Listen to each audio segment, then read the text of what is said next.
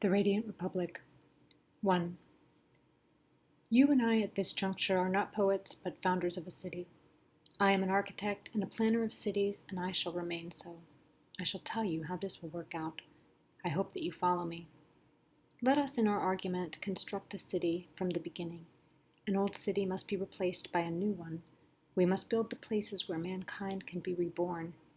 This inquiry is of great importance.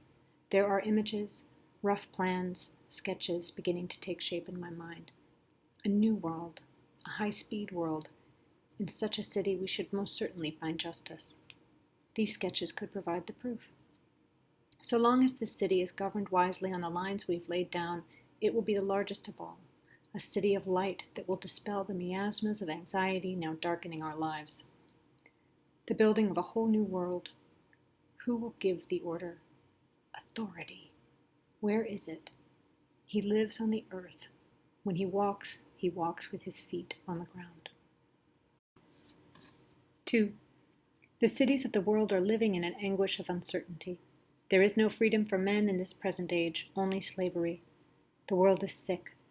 A readjustment has become necessary. And now we are, we think, constructing the happy city, not in a partial way by making happy a few people in it, but by making the whole city happy. It will be technical and rigorously precise. The plan has been drawn up by serene and lucid minds. It has taken account of nothing but human truths. Once our city is well started, it goes on growing as a circle round itself. The intersections shown here are all perfect. I have put the roads up in the air 5 meters above ground level. Most of the city's streets will now be inside the buildings. No further need for the housewife to trudge out shopping in the rain, then trudge back again with all that heavy shopping. Adequate refrigeration will assure storage without waste. Each city unit will possess a swimming pool more than 100 meters in length. Then there are the tennis courts, the running tracks, the soccer fields. Does not communion in pleasure and pain bind the city together? The whole city will share in a man's joy or his sorrow. Home or city, it is all the same thing, a gift to us all from our modern technology. It is the product of mathematics and machines. Where in it shall we find justice and injustice? We must use the results of modern technical triumphs to set man free. Authority must now step in, patriarchal authority, the authority of a father concerned for his children. Now do you understand? The task before us is to satisfy men's hearts. We shall discuss it more satisfactorily later, if you please. A high value must be placed on truth. 3. A great adventure is beginning. The city has shot out in all directions. The lesson of history is an order to advance. It is time we found out what we are really living for. I discovered truths that seemed to me, in all humility, fundamental. The city may go on increasing so long as it can grow without losing its unity, but no further. New techniques make social reorganization essential. If the wife goes back to her home, to her children, the result would be less industrial unemployment. You must consider if by giving each part its proper color, we make the whole beautiful, and a man will be most likely to love that whose interests he thinks are bound up with his own. What is our system of education to be? For each pair of apartment units, there will be a kindergarten run by qualified nurses and supervised by doctors. Security, selection, scientific child rearing. We must remove any inferior child. Do you not understand that we begin by telling stories to children?